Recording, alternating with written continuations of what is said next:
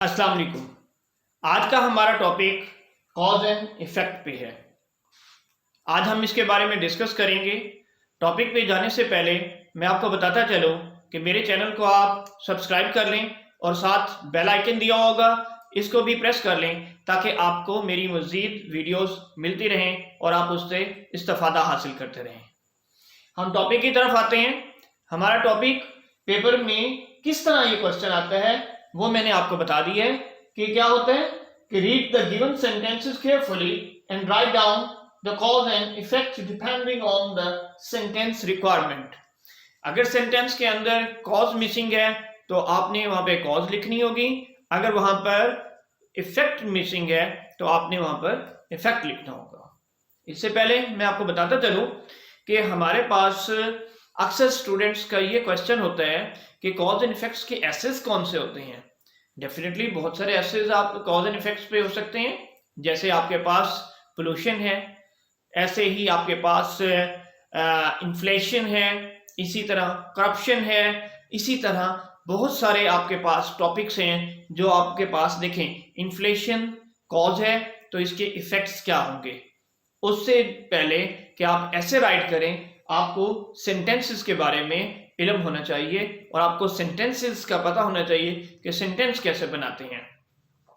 मैं आपको बता दूं कि इसके इंट्रोडक्शन में देखिएगा कि cause and effect sentences are very helpful tool for the writers to use to tell the stories of their writing. Once you understand how they work, जब आपको ये पता चल जाता है कि ये किस तरह काम करते हैं, you will be able to use them in all types of writing. For example, documents, essays, short stories and novels. मैं इसकी आपको डेफिनेशन बताता चलूं कि कॉज एंड इफेक्ट्स की असल डेफिनेशन क्या है। Definition is that cause is the action that make something happen, while effect is what happens as a result of that action. हम इसके फर्स्ट स्टेप की तरफ आते हैं। द फर्स्ट स्टेप क्या है? The first step is that identify cause and effect. Cause and effect words आपको पता होने चाहिए कि ये कौन से वर्ड्स होते हैं जिनसे हम कॉज एंड इफेक्ट्स के सेंटेंसेस बना सकते हैं। यानी आपके पास कॉज और इफेक्ट्स उसने अगर दे रखा है या उसने कॉज दे रखी है, जैसे कि क्वेश्चंस के अंदर है, तो आपने इन वर्ड्स को यूज करके ही आगे फिर वो कॉज या इफेक्ट देना है।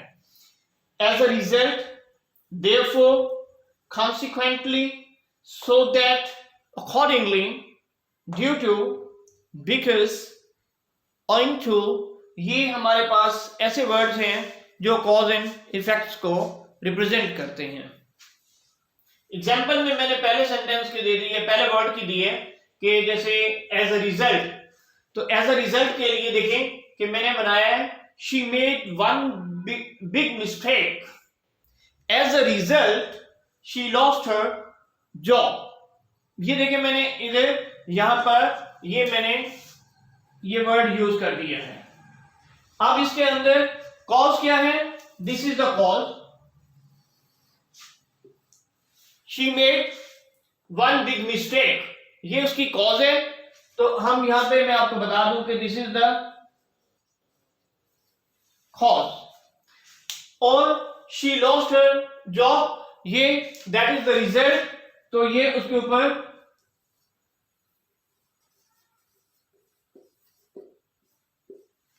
That is the effect. Note, एक बात याद रख लें, क्या है कि cause and effect sentences can be used to explain both positive and negative outcomes.